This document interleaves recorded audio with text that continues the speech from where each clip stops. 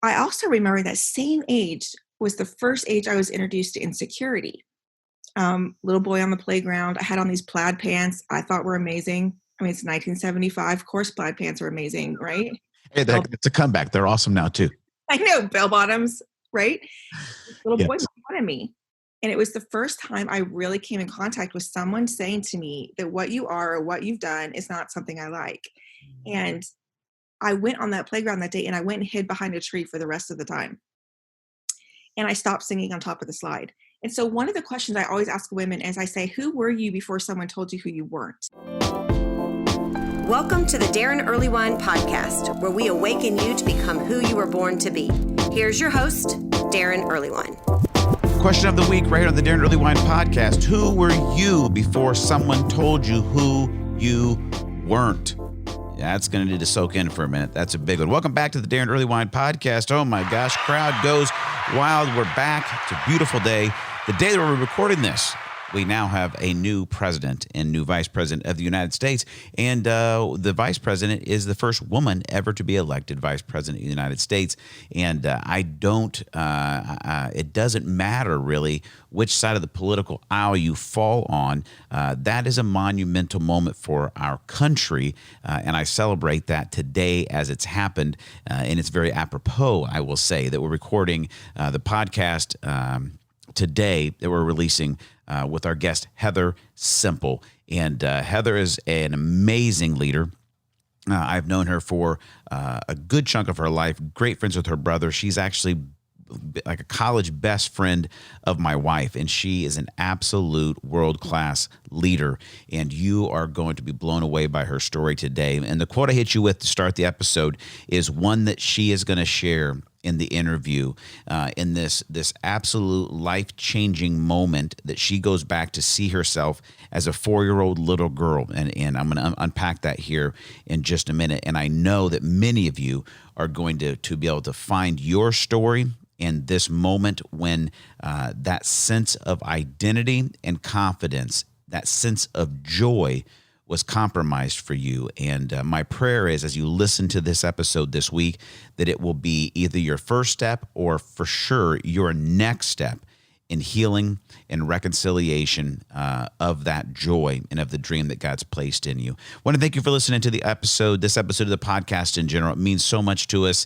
I said this last week. I'm going to say it every week. We continue to see the numbers grow, and it means so much to us because we're not trying to. This isn't a numbers game. We don't get a plaque on the wall if we have more people download or the numbers go up. But it means that there are more people that are taking steps to be awakened, to become who God's created them to be. And so thanks for joining us on the podcast. Thanks for sharing it with friends. Thanks for those of you that have subscribed, whether it's on YouTube or here on any podcast channel, platform that you listen to the podcast. It makes a huge difference. Thank you for those that have taken the time to leave a review. It really means a lot to me. And listen, I keep encouraging you to do this because I don't want to just have this conversation be a one-way street. I want to encourage you to reach out to me. To email me, you can email me at darren@blackbirdmission.com, or you can text me, 317-550-5070. The text comes to me. You'll be texting me. It's not some, text number that goes to Cambodia or something. I get the text message in my back pocket, and I would love to communicate with you. We put this content out every single week, and we take a lot of time putting it together. Our team, Jen and Darren Cooper, they spend a lot of time on editing and making it look and sound great for you to be able to consume. But we don't want it just to be a one-way street where we send content into your life. We want it to be a two-way conversation. We want you to reach out to us. We want to know how the content is impacting you, what God's saying to you, what challenges are you having, what could help you take next steps, where are you getting stuck, where are there victories. Let us know stories that are happening where we can celebrate and say, oh my gosh, that's so awesome that you're taking steps, that you're seeing God open doors, and that you're walking in the joy of who He's created you to be. So please, please, please reach out to me. Would love to hear from you. Like I said, we're sitting down this week with Heather Semple. I know her as Heather Canan. That was her maiden name. And, some people have last names where their last name just becomes their first name, and that was Heather. So to everyone, she was just Canan. And she had an unusual journey into her calling.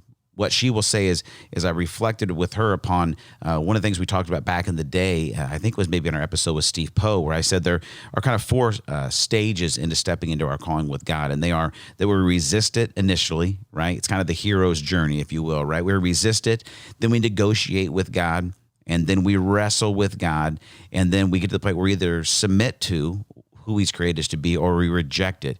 And we kind of stumble our way through life. And Heather says that most of her life was a huge wrestling match, a fight with God because she felt like she didn't fit anywhere. And one of the things she says is as growing up as a kid, it was kind of this question of, where do bossy little girls fit in? And you may be listening and saying, yeah, I've thought that. And I married one of those, right? And so I've seen this, I've lived it, is when you are a strong, opinionated, and not even just opinionated, you're a strong, confident leader and you're a woman, sometimes you don't know where you fit in life. And more sadly, I think a lot of times the world doesn't know what to do with you. And to grow up in a place where you don't know where you fit and you notice that the world doesn't know what to do with you can become a very isolating and very unsettling place. And Heather unpacks that in this interview. And if you've ever been there, this is going to be an interview that's going to unpack some stuff for you, because what Heather takes us back to very early in the interview is a moment where she felt what she says is a pure, unadulterated joy. A joy that what she didn't know, but it was a moment in childhood where the soul of her calling was being awakened. And obviously, as a 4-year-old, she didn't know to go, you know what? This feels so perfect in the depths of my being because this is something that God's called me to do. She didn't know that. She just looked back and thought, that was a moment.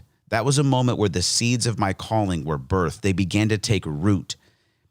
And then she'll unpack for us that for years and years and years and years and years, she resisted, she fought. It seemed like a burden. It seemed like something to be rejected. And she'll take us back to a story of a comment made to her, and I'm not going to steal her thunder. I'll let her tell her story. But she asked this question in the interview, and I want you to marinate with this for a second before you hear her talk about it. Is who were you before someone told you who you weren't? Who were you before someone told you who you weren't? And I think we all have a moment there, right? Where as a kid, there was something that felt right, that brought about an unadulterated, unhindered, unhinged joy in us. And then someone told us that we couldn't sing, or someone told us that we couldn't write, or someone told us that we couldn't lead, or someone told us that we were too stupid or too ugly or too slow or too something. We were not enough. We weren't that. We couldn't be that. And the problem is we believed them.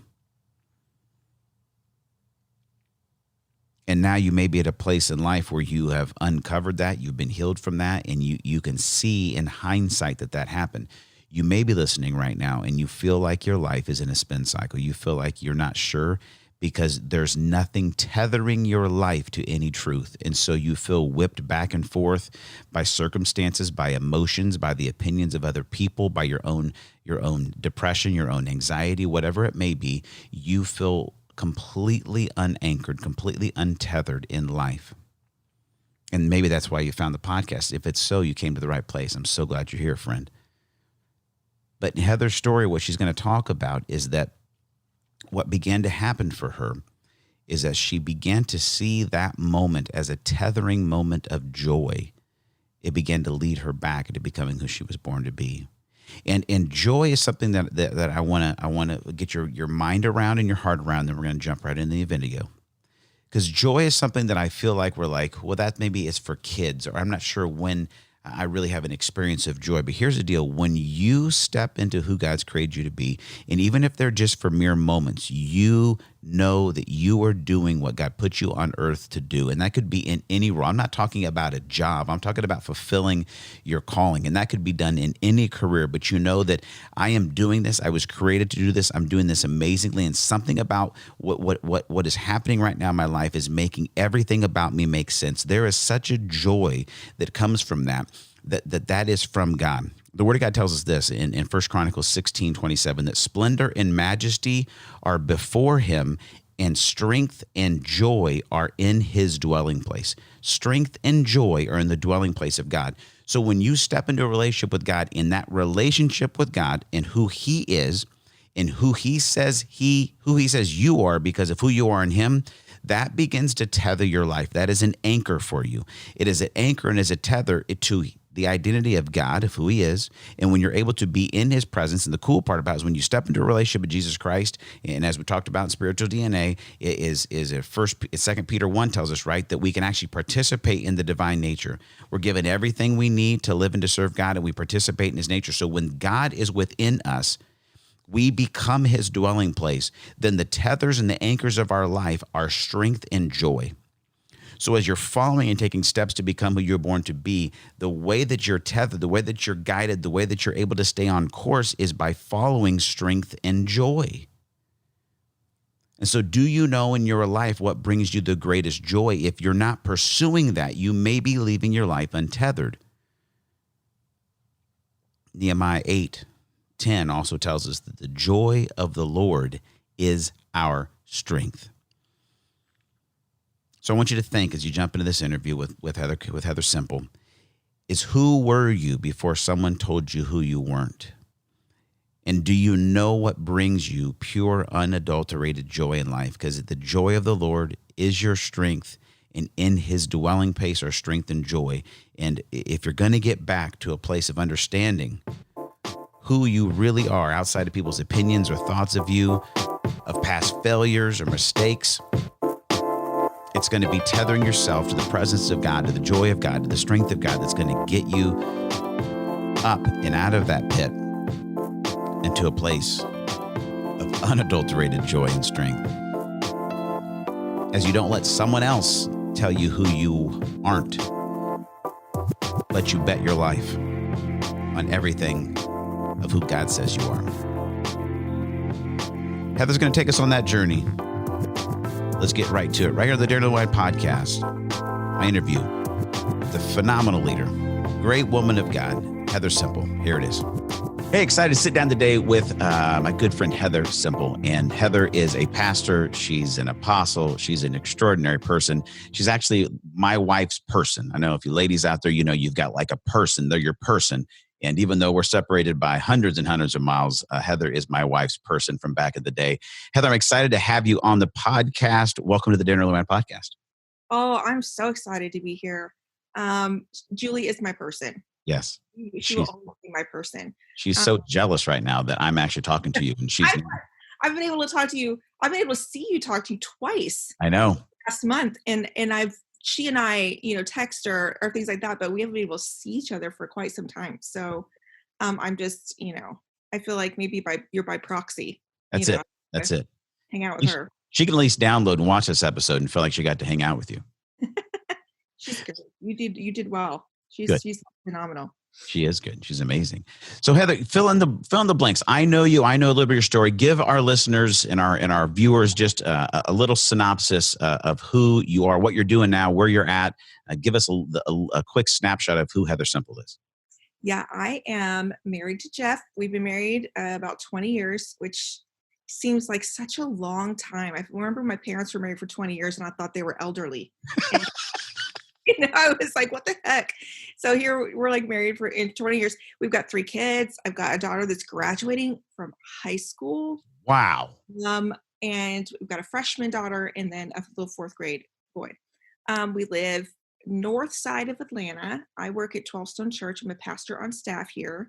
My husband, we moved here to work at 12 Stone 2.5 years ago, and Jeff also worked here, but then in January stepped out to begin his own design graphic web business. And so he's doing that. I'm still here on staff, one of the pastors, moved from Wisconsin, other side of the world, where I was a senior pastor, and Jeff did some creative things on staff there as well. Honestly, our entire marriage, Jeff's been in ministry. This is the first time he's not been in ministry, and I stepped into ministry late.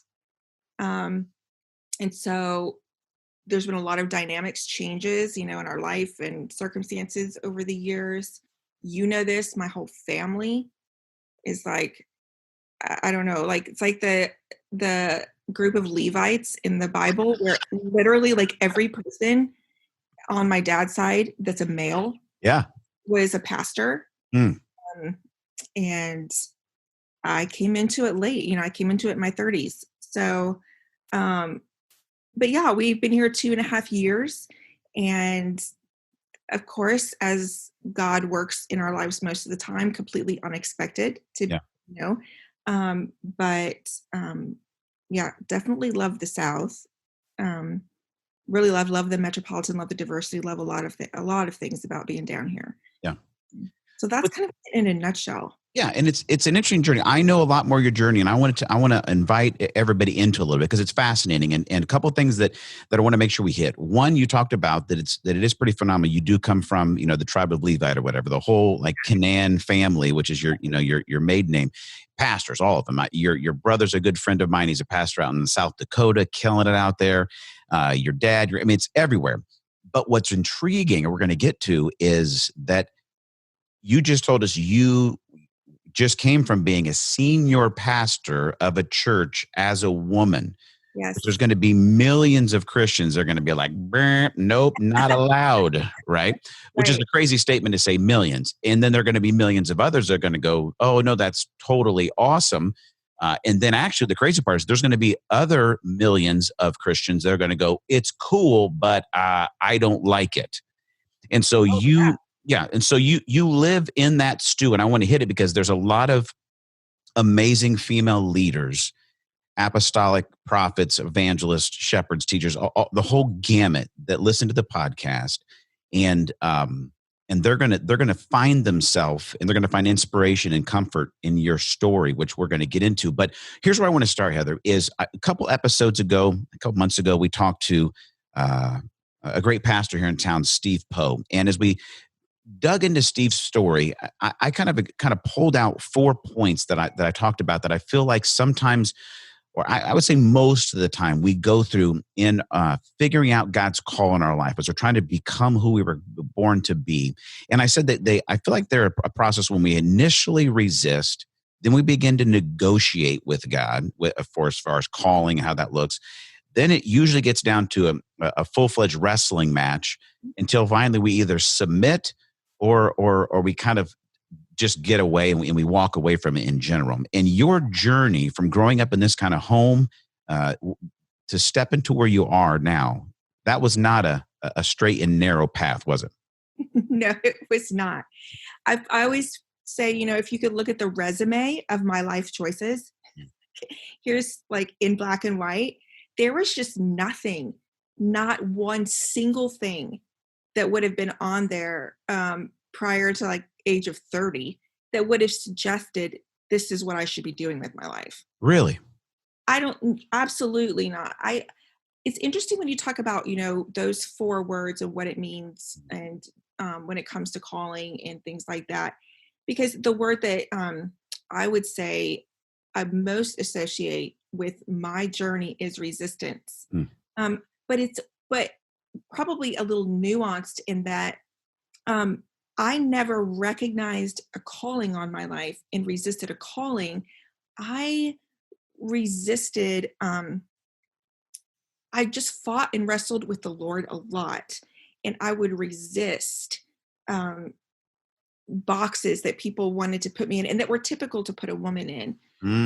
So the resistance and the wrestling was really about, I felt different than other women.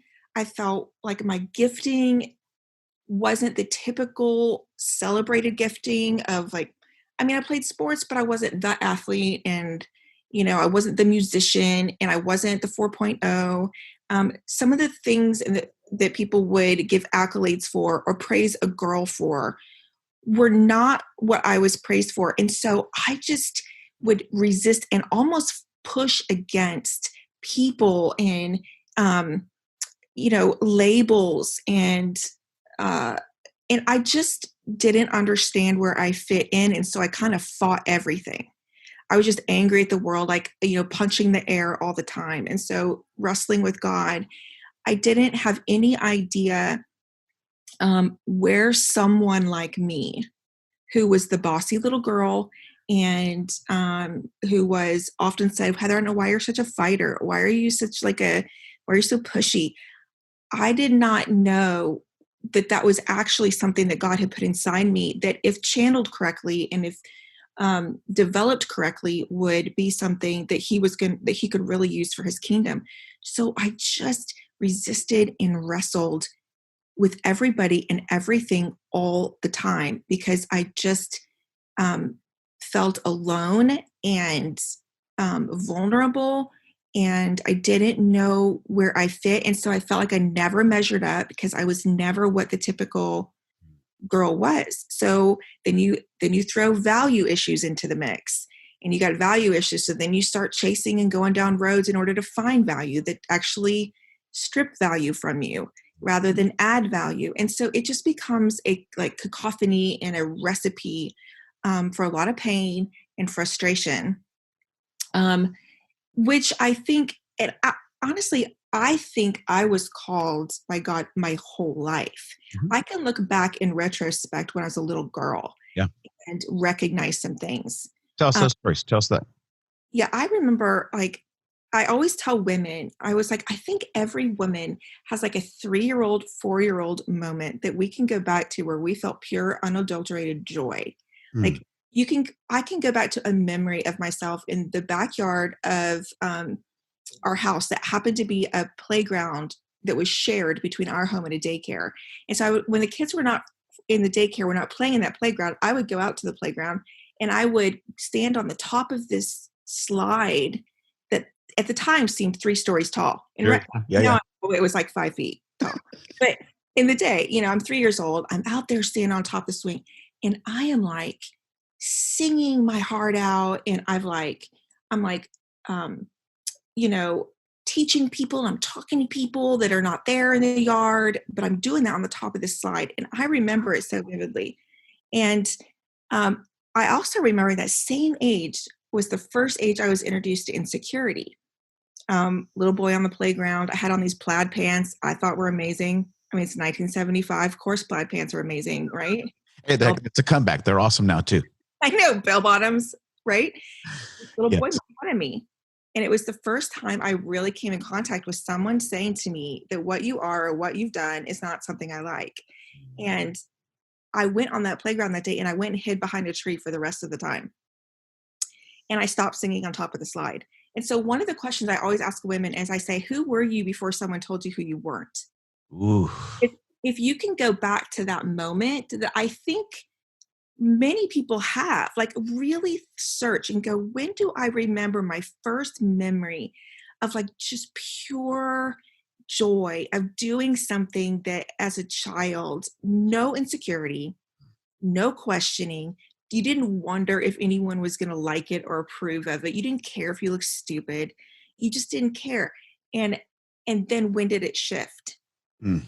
Because I can look back at moments like that and I can see things in myself and recognize them. And so when I say I think I was called my whole life, I really do. Yeah. I just think that especially for women, there are things inside of girls that, especially in that day, were just not seen as strengths. And were just not seen as things, or there wasn't even a place for a woman to really utilize those kinds of things culturally. Mm. And so we found ourselves going down roads and choosing things to do with our life that, were going to give us a paycheck or that we could do well, but we still were incredibly unfulfilled in. And so I just wrestled and fought because I felt like the world and the church was fighting me. And I thought, well, you're not going to, tell me who I am or who I'm not. So I'm going to fight back and I'm going to do what I want to do. And so, I just made a lot of choices, trying to find the value and be loved Yeah. for who I thought I was, but I didn't think anyone else could see. When you said, I mean, I'm still stuck back. I'm trying to process everything you're saying. I'm still stuck back on the quote of who were you? How did you say it? Who are Yeah. you before Who were someone told you? you who you weren't? Yes. Who were you before someone told you who you weren't? Oh Yeah. gosh. I mean that Yeah. I think in some ways that comes back to everyone's like childhood wound, right?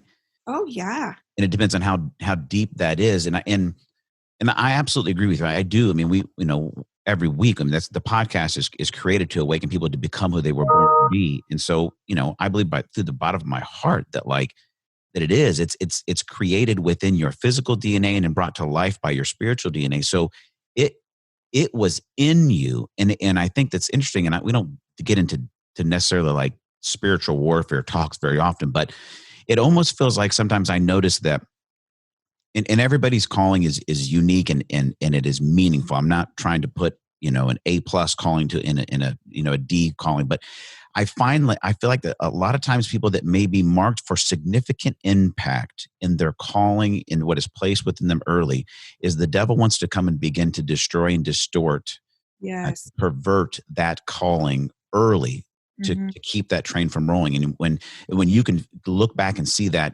standing on you need to write a book called Standing on the Slide in the Playground or something, right? It's like that's where you were like alive. And then it's the plaid pants. But as it goes, and what I think is fascinating, and what I want to just keep unpacking the story is for you, there's a whole world kind of feel. There's a church kind of deal. There's a God kind of deal. There's a whole family environment here. It like, and you said that. So the question I was going to ask is, what did it feel like as a young girl, teenager, to feel like I don't fit anywhere? And you said it was frustrating. It was vulnerable. It was, I mean, but take us there. You have this, but it's like I just feel like, what did it feel like to feel like I don't fit anywhere? Yeah, I remember, of course, like you said, I grew up in the church. Yeah. So I grew up in youth groups and things like that. And I remember so clearly in high school, um, and my brother and I were in high school at the same time for a year. So he was a freshman, I was a senior. And I remember seeing my youth pastor gather up several of the guys in the youth group, my brother being one of them, and they sort of became this posse that was poured into and invested into and developed and called upon as leaders. Mm. And um, and I kept thinking to myself, there was this thing inside of me that always thought, I want to be chosen. I want to be chosen because I think that I could do that. I think I could, there are things in me that I think I would want to do. But, you know, that time, and I don't think it's just that time, I still think it's this way today. Mm. Um, Girls and women are so over sexualized that there was this teaching in the ministry world that if you're a man and in leadership, you have to stay away from women. Because if you get near a woman, well, oh my goodness, you might trip over yourself and fall into bed. And like, you can't be near a woman. So we have this like generations of girls, and I was one of them, coming up through the ranks of the church, but held at arm's length. And when men were the ones in positions of leadership, holding these girls at arm's length, I just felt like I didn't belong anywhere. And so no one was calling out the gifts. And I want to be careful because I don't blame like the youth pastors. I don't blame people and think it's all their fault. Um, I just I just look at the landscape of the church and think, um, we've let so much fear affect, Mm. you know, Yes. the the things I think that God wants to do. Like you talk about the apostolic leadership, and all we have men and women that God has called and gifted, and they just don't know it because someone's got to call it out in them. And for me as a girl, where there was so much fear of just, you know, being based on over sexualization and all of the things that leaders and pastors are told in the church. Well, do you think it's worse too, Heather? Because I feel like it's even like if you're a strong, powerful, attractive, curvaceous, or whatever, like if you fit any of those categories, now you're scarier, right? Oh, Because it's oh, like sure. we're like those are just attributes. Some of them, even great benefits. Where like if a guy saw a tall, dark, handsome, strong, strapping man, he'd be like, this guy's going to be a leader, man. We got to get this guy in here. But it's like, here's a gorgeous, curvaceous girl. Hey, guys, listen, we can't hang around her by ourselves because you know the deal. I mean, Yes. And so, I just think it's such a shame. And mm, I think that what has happened is we've placed the burden of purity on the shoulders of women um, in the church. And so, we see pastors fall. Of course we do. Um, it always hits the headlines and things like that. But I think, it's not because they discipled a woman. There are other issues and it goes deeper. mm, And it's not because they opened a door of opportunity for her to step into a leadership role. And then it was because of that these poor decisions were made. There's so much more complexity to it. And I think there can be healthy ways to do it. But I definitely think that God has had his hand on my life, my whole life. mhm. I think he's protected me from so many things when I was choosing things that really should have taken me out. Like I do think the enemy has been shooting arrows at a bullseye on my back from those days of Yeah, singing on the side. yeah. And but he protected me because he had a plan for me. And it was just going to take me longer to get there. But you know what, Darren, like women weren't leading Yeah. when I was growing up. Like I didn't see them. No one said anything to me about being one. Like it just wasn't in people's sphere of thinking. I don't even think it was malicious. It was just not a reality. And nobody was really talking about it. It's like it was structured to have to one of the phrases I've used often on the podcast is like there's so often people struggle with a deficit of imagination. Like it's not that they wouldn't want to do what God's called them to do, but they just can't even imagine it. And in your context, it's bigger than just like, a job thing. It's like you're saying that in the world, there wasn't even women that you would watch and go, Yeah. that inspires me. I want to be like that. She is changing my imagination. In fact, the first woman I ever saw do something on a stage in a church was the moment it all changed for me. Tell us that story. We were, there's two distinct moments of seeing a woman on a stage. The first one was Jeff was a youth pastor in Tuscaloosa, Alabama. And when we were first married, and there was a woman on staff that was a pastor at this church. And she would often be on stage and speak or be doing something or be leading something. And she and I got connected. And she really poured into my life. And she was the first woman I'd ever seen publicly and visibly lead in the church. And it changed everything for me. And she asked me one day if I would give my testimony in front of the church. And I had never done that before. I had never been on a stage talking into a mic at a church about my story.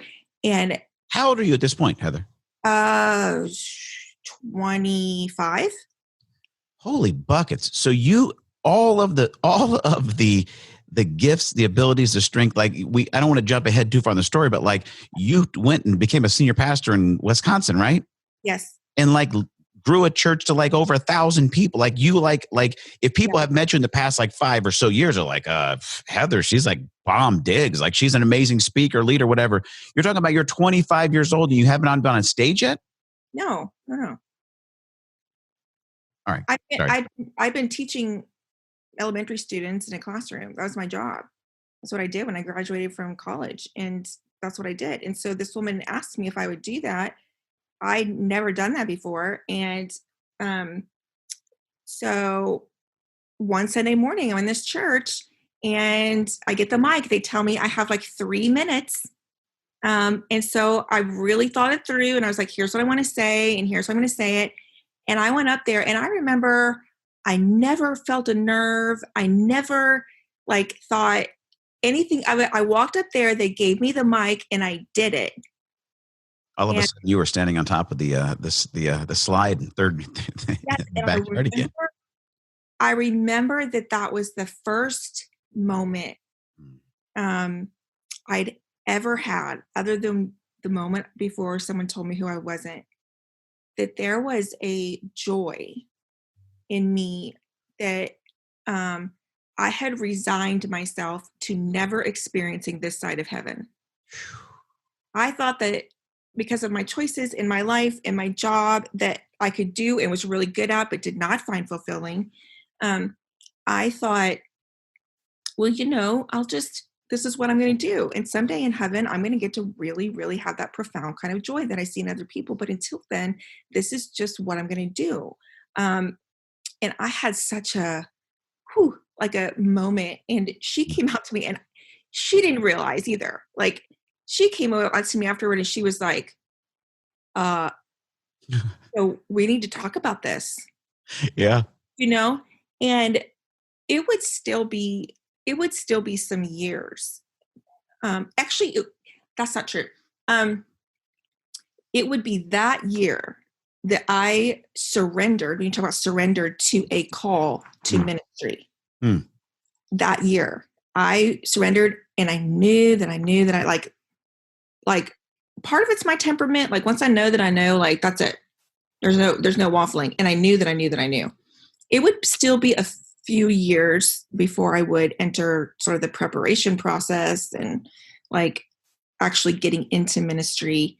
And that's a whole separate part of our story of just marriage imploding and things like that, that became part of Jeff and I's story and redemption and restoration, things like that, that would delay some of that for me. But that was the year I did that moment.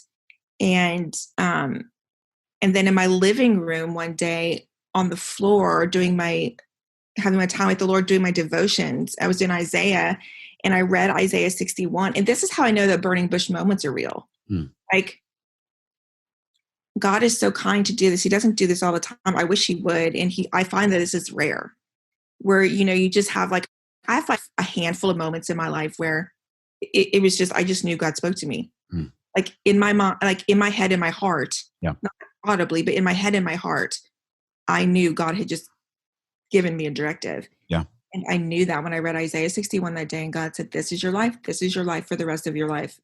You're doing this. This is your new career. And I knew that I knew that I knew. And it was like, when I knew that, there was such like a pressure valve relief of like, there's so much to it, of realizing like, oh, like, this is why I've wrestled for so many years. This is why I resisted for so many years. This is why.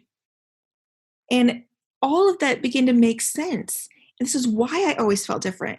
This is why my gifting was never really the typical, this is why I enjoyed franchising my lemonade stands when I was 8 years old. Like this is, you know what I'm saying? Like, What are some of the parts? What are some of the parts, Heather, that for somebody that's like Isaiah 61? I don't know that. I don't know by heart either. What are some of the words that jumped off the page in that passage? Isaiah 61 is when the prophet named Isaiah is saying and describing what Jesus came to do. And it would be those words that Jesus in the New Testament, it would be the first thing that Jesus did to declare what he came to do. He would open the scroll and read it in the synagogue. And, it says he came to bind up the brokenhearted, proclaim freedom for the captives, bestow beauty for ashes, turn mourning into dancing. This whole list of things that Jesus, the Messiah, was coming to do. And then in the New Testament, Jesus would crack open that scroll in that synagogue, and all of the religious leaders' jaws would hit the floor as he read and said, I am going to bind up the broken heart. I'm going to heal people. I'm going to set people free. I'm going to do all these things. And I read Isaiah 61, and it was like something leapt up in my heart. And all of the things that I feel so passionate and compassionate about the brokenhearted and the people in chains and the people in mourning and the people in sorrow and the people captive to sin. Um, I knew that God was saying to me, I'm inviting you to be a part of this. Yeah. Yeah. And I knew that I knew. And um, things began to make a lot more sense. See, Heather, what I talk about this a lot, and it's the reason that I'm so passionate about spiritual DNA. It's the reason I'm so passionate about doing this podcast, and why I've dedicated my life to this message is because when we have an I make sense moment, Wow. Yes.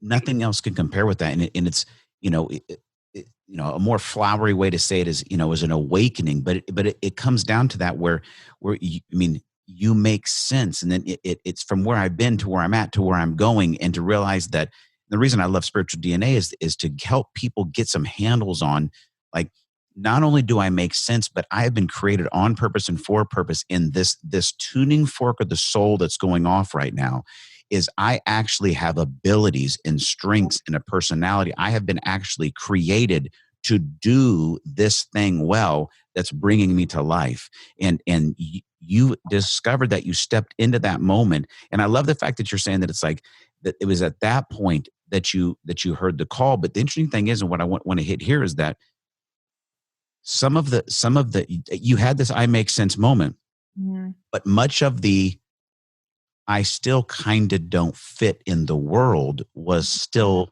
in existence, right? Yeah. Yeah. It's like, but I think that's when we have to let things really tether us because, Hmm. um, maybe part of my DNA is I rarely think I just don't see obstacles. Yeah. I just don't, I just think, yeah, I'll do this. Mhm. I'll figure this out.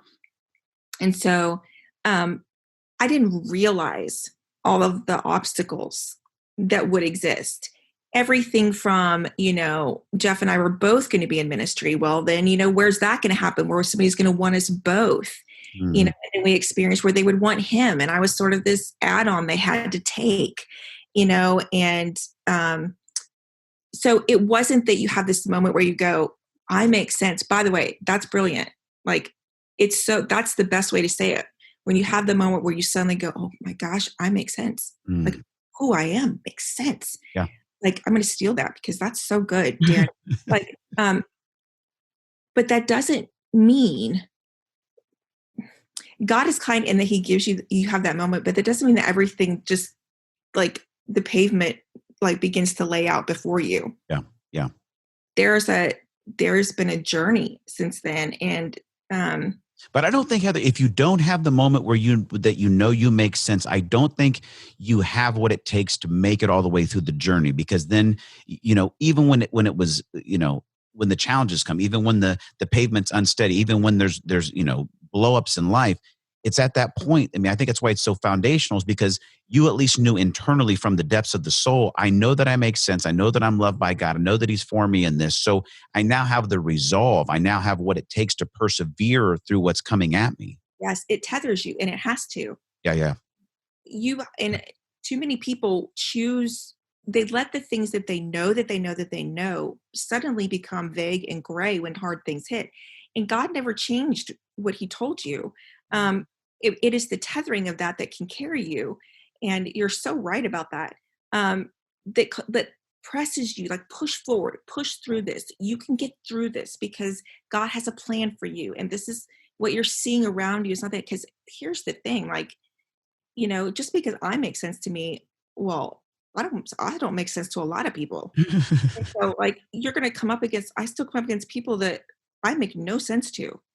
And so if I'm not sure Mm. of who I am, it's Yeah. easy to hear the, like, chorus of voices that's like, this doesn't make sense and you don't make sense and we don't get it. And we think you should be more this way and in that way, and go, oh, maybe I should. But no, like, okay, I'm gonna say something super cheesy. I don't know. I don't know if I'm ashamed to say it because it's so cheesy, but it's I'll true. let you know. There's like there's like a clip in The Lion King Yeah. The like the original one where like the monkey takes the lion over to look into his reflection. Yeah. Oh, um, and is saying, "Hey, remember who you are." And he's like saying, I don't remember, who I am." And he's like, "Remember who you are. Look at your reflection of what you once were." And um, I just think no matter what your calling is, no matter what God's asked you to do, and it just doesn't matter. Like He made you to be you. He wants you. He asked you, and so to remember who you are, when the world wants to tell you who you're not and will continue to do so. Um, I don't know how you can be tethered if you don't cling to that. Like, I just don't know how you can sustain your soul and your spirit, like through this life without the anchors of that. Yeah. Yeah. But, I say it's cheesy because it's a Lion King clip, you No, know? there's so many amazing identity themes. I mean, that the whole Lion King is just like a massive identity theme movie. So it's not cheesy at all. It's killer. I love it. Well, you know what? I say this all the time with our guests. I'm like, we have to have you back because we never have enough time for the conversation I really want to have, and because we're trying to like encapsulate your entire life, right, in like 25 minutes. Here's the thing and we'll try to draw to a close, maybe, unless it gets too good, and we'll keep going. Okay. Is we can't go through the whole story, but you have different ministry things. There's marriage stuff. You get things. There's redemption. Then then you do get an opportunity to go be, a lead pastor at a church. And I mean, people are getting baptized by the dozens. I mean, it's like God's Spirit's going crazy. Like you're killing it. You're getting like national attention. I mean, from church leaders and stuff. I mean, you really found an amazing sweet spot. But the thing, and we can talk about that, but the thing that I kind of want to come back to, and I don't want to make it like sad or whatever, but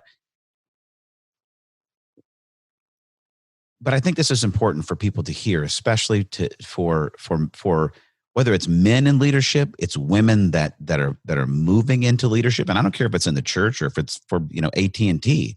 Is now I do think that the world is ahead of the church in this understanding, but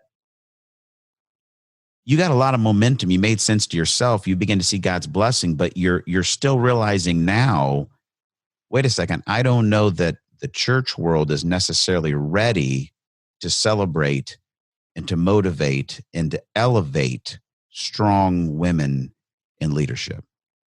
Yeah, it's and again, I mean, I think you have everything along the spectrum. I think you've of course got places and spaces that are just diametrically opposed. Of course, my belief is that their interpretation of the Bible is just wrong and honestly sinful. But so you have like the extreme version that it does get malicious and it does get judging. But I think by and large, many places it's just never been a reality. And so when you have lived a certain way and led a certain way with men in all the positions leading the way, like you just do what's comfortable. Hmm. You just do what you've always done. Yeah. Yeah. And and I still think there's a fear. I still think there's over sexualization of women. I still think the issues and problems that get cited as well, that there aren't women that are good enough, or there aren't women, there aren't enough out there that are of the caliber. But I think that all goes back to the cycles of like how we develop women and the opportunities that we give them, and our willingness to put in a woman who's highly gifted but slightly underdeveloped, and be willing to put the time in to develop her, to help stop this perpetual cycle of letting the status quo continuing to go as it is. Mm. But for me, like, this isn't about like some political thing or some like, oh yeah, men and women, women can do anything men can do. this is not at all what I think. I actually think men and women are distinctly unique in their makeup and spiritual DNA and leadership styles. Yeah. And I think when God in Genesis said man alone is not good, and it created woman, I think if you don't have both, Yeah. you have a fractured image of God. And so when you take the bride of Christ and you only allow half of humanity rather than the completion of humanity to lead, that when it says men and women were created in God's image, you are sacrificing the flourishing of the church by not letting the completion of God's image be represented. Yeah. Yeah. And so for me, well, you could tell it runs deep, but I pray for the church because I so desperately believe that men and women together is what it's going to take. And like you said, the world's starting to get this. Like they're, women CEOs and, the church, there are areas and pockets that are coming along. But, it's of course slower than I'd like, but that's typically the case. Yeah. Yeah. How about we end it with this, Heather? You have 2 daughters. Yeah. They're both stunningly gorgeous, intelligent, strong. They have a future ahead of them. They have a calling ahead of them. They're working that out. As their mom, as an apostolic leader, as a leader in the church, where's your mother's heart for the future for your daughters? Yeah. I've always wanted my girls to see that the only limits to what can be done in and through their lives are the ones that God would place. So that like God can do anything he wants to do with anybody. And that they, like if you were to ask my girls, like they just don't see limits for women or men. And they think that it requires both. And they, my oldest especially, she's a senior in high school and she gets really upset and she sort of dismisses things in places when she doesn't see women leading. And because it's just been such a part of who they've known me to be and what we've known our life to be. And so that's something I'm so proud of and excited for them, that they've grown up in a home where the only limits will be probably themselves by, not saying yes to the Lord or by whatever, or just, if God says go here, not here, here, not here. So, of course, I dream of a day that, there aren't glass ceilings and that there aren't, the kinds of obstacles that currently exist. And my hope is they would not encounter some of the things that I've seen or encountered, but they might. Yeah.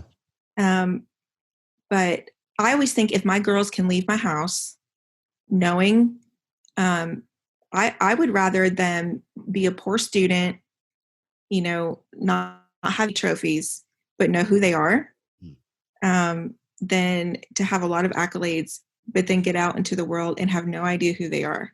Yeah. So yeah, I have great hopes for them and,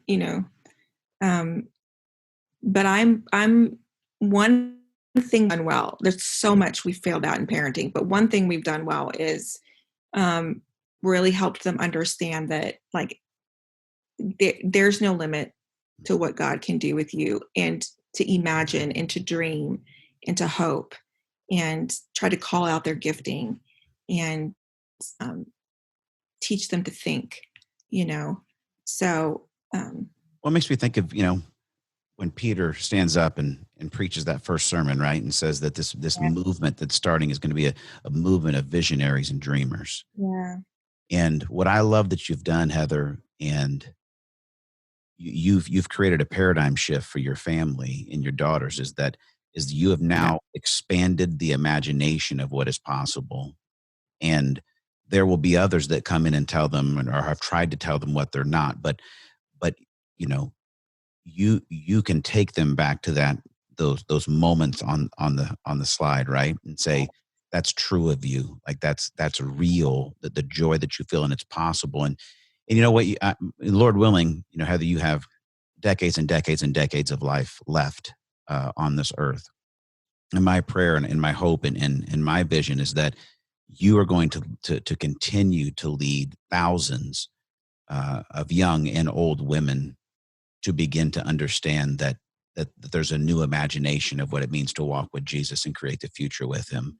And in doing that, my prayer is that you'll do what you're continuing to do for me, which is, even as a male, as a leader, to begin to shift my paradigm and my vision to make sure I'm seeing really through the eyes of Jesus what it looks like to co-lead and to walk into his design. Yeah. Well, Darren, thank you for that.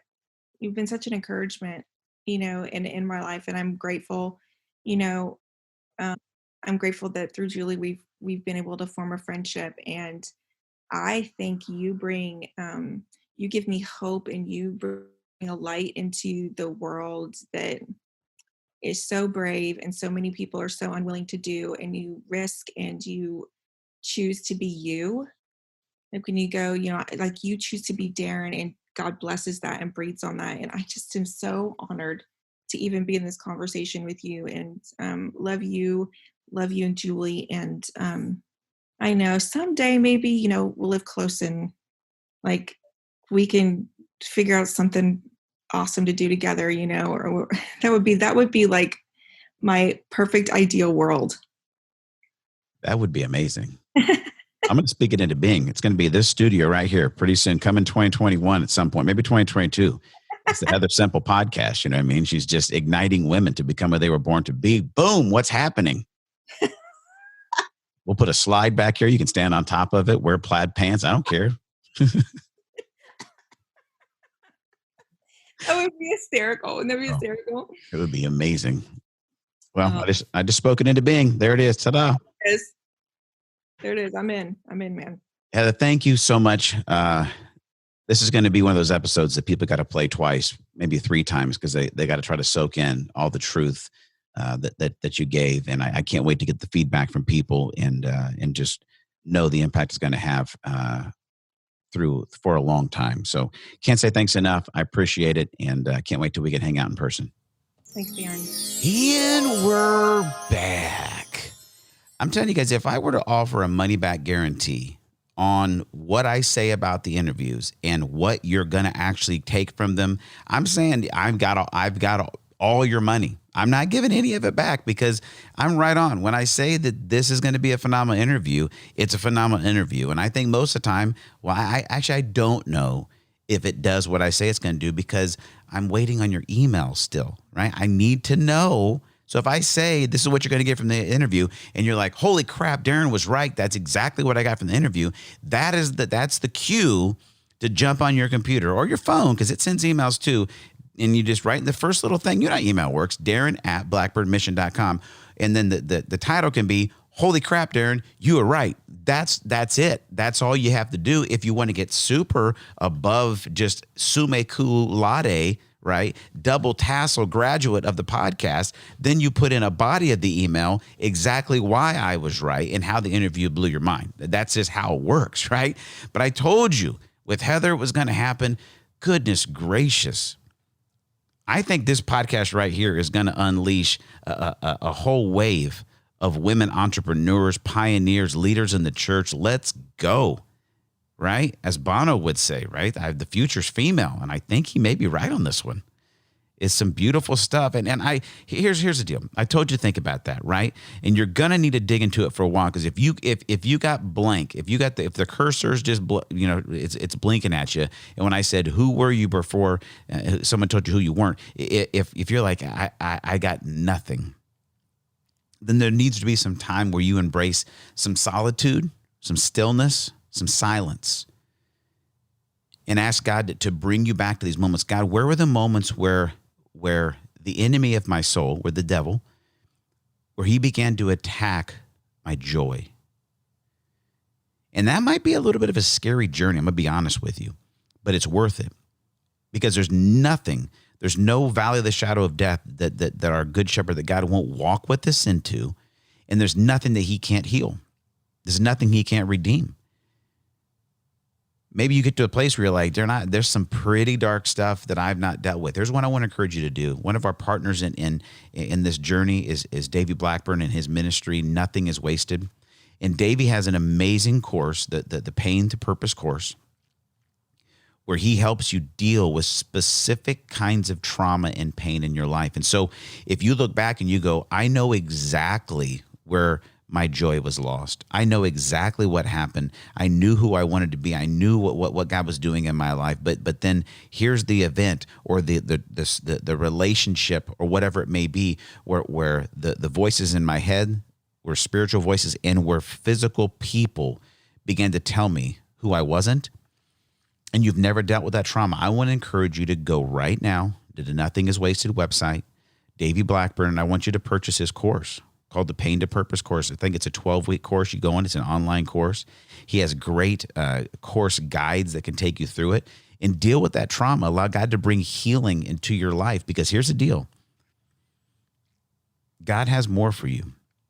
And I love what Heather said in there, where she was talking about that pain of in high school and seeing all the cool and hip guys being chosen for leadership. And she says, I wanted to be chosen. And that's true for every one of us, guys, isn't it? I mean, all of us can think back to some moment in like PE class, right, in elementary, where they chose captains, and they went. And then if you were ever the last kid to be chosen, is that not the worst thing ever? You're like, are my kickball skills really that terrible? I mean, it's kickball, friends, right? But they're like, Billy, but Stacy, blah, blah. And they get done. You're the one person like, I guess we'll take Darren. It's like, but it's serious, right? I'm not joking. I'll give you the laugh track just because. But it's tough. Kickball's a serious situation. But you could have a moment where you've just felt like you've never been chosen. And you need that. And you do need that because you were created for it. And here's the cool thing. It's already happened. It's already happened. The fact that you're on earth, the fact that you're listening to the podcast and breathing air means that you are created on purpose and for purpose, that God chose to create you. We don't need to go into the biology of it, right? But there were a couple million sperms going on in the situation, and somehow yours made it through and was the winning sperm in the situation. If you're under the age of 12 and you listen to the podcast, you're like, Mom, what sperm? I doubt we have any 9-year-olds listening. You know the deal. More laugh tracks, okay? It's this PG-13 podcast. Listen, you made it through, which means you were created on purpose. God chose you. You have been chosen for a purpose, and it's time to start living a life worthy of your calling. It's time for you to believe who God says you are above what anybody else has said, and you need to have an Isaiah 61 moment. And I want to read this for you as we close out today. As Heather talked about that moment where she was sitting in her living room and started reading Isaiah 61, and she said, this is what I'm going to do with the rest of my life. And the reality about the scripture is this doesn't say you're going to be a preacher. This didn't say you're going to work in the church, but this is the essence of Jesus' calling that he put forth and said, this is what I'm about. And here's the deal. If we're trying to follow God and become what God's created us to be, our life is going to be a reflection of the life of Jesus. And so listen to these words. You who have been chosen by God to do good works, which he's prepared in advance for you to do. Isaiah 61. May this be your Isaiah 61 moment. The mighty spirit of Lord Yahweh is wrapped around me because Yahweh has anointed me as a messenger to preach good news to the poor. He sent me to heal the wounds of the brokenhearted, to tell captives you are free, and to tell prisoners, be free from your darkness. I am sent to announce a new season of Yahweh's grace and a time of God's recompensance of his enemies, to comfort all who are in sorrow, to strengthen those crushed by despair, who mourn in Zion, to give them a beautiful bouquet in the place of ashes, the oil of bliss instead of tears, the mantle of joyous praise instead of the spirit of heaviness. Because of this, they will be known as mighty oaks of righteousness, planted by Yahweh, a living display of his glory. This is true about you, friend. It says they will restore ruins from long ago and rebuild what was long devastated. They will renew ruined cities and the desolations of past generations. God wants to restore. He wants to rebuild. He wants to renew what is broken in your life. Foreigners will be appointed to shepherd your many flocks. Strangers will cultivate your fields and tend your vines. Then it talks about this. Listen to this. This is what's true about you, friend. You are chosen by God, and this is what is true. You will be known as priests of Yahweh and called servants of God. You will feast on the wealth of nations and revel in their riches. Because you received a double dose of shame and dishonor, you will inherit a double portion of endless joy and everlasting bliss. That's true for you, friend. If you've received a double dose of shame, of dishonor, here's what God wants to do in your life. You're chosen. This is what he's saying. You're going to inherit a double portion of endless joy and everlasting bliss. Receive that, friend. I pray it over you today. I speak that it is true over you because of who God is and who you are in him. Recover, restore who he's created you to be, and don't listen to those other voices. Step into your calling as you inherit a double portion of endless joy and everlasting bliss. I love it. I hope you're as fired up as I am with this episode. Go be it. Go do it. Go create it. Gosh, it's so good. Love to hear from you. It's a joy to be with you. Until we talk again, these three things. God's for you, not against you. He's near you, not far from you. And he's created you on purpose and for a purpose. Until next time, right here on the Darren Early Wine Podcast. God bless you guys. Love you.